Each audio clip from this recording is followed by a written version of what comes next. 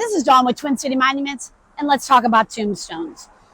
So when you lose a loved one and they're cremated or they've had a traditional burial and they're going in a cemetery, one of the very first decisions you have to know is what cemetery are you going to put your loved one in?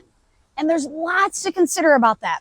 You know, maybe your family has other family members in a cemetery and you want to keep all your kin together. People like to be by their kin. So you might want to be in a cemetery where you have relations. Or, you might not. And you have to say, okay, well then what cemetery should we go in? Should we look at some cemeteries?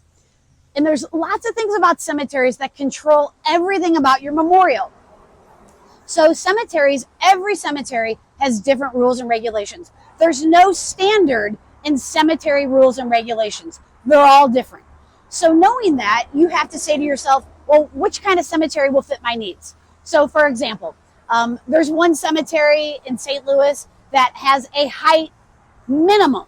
The memorial has to be 3 foot tall.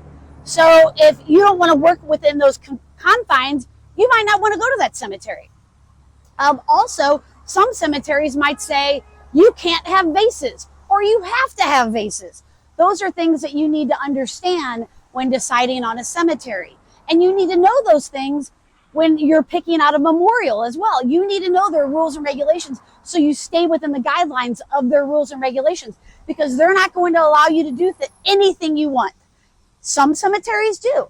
A family cemetery, a country cemetery. There's lots of cemeteries that'll let you do whatever you want. There's no rules or regulations.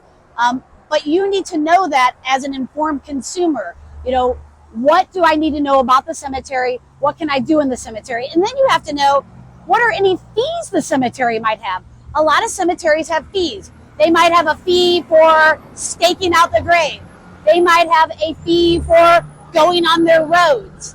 They might have a fee because they want the tombstone company to have insurance.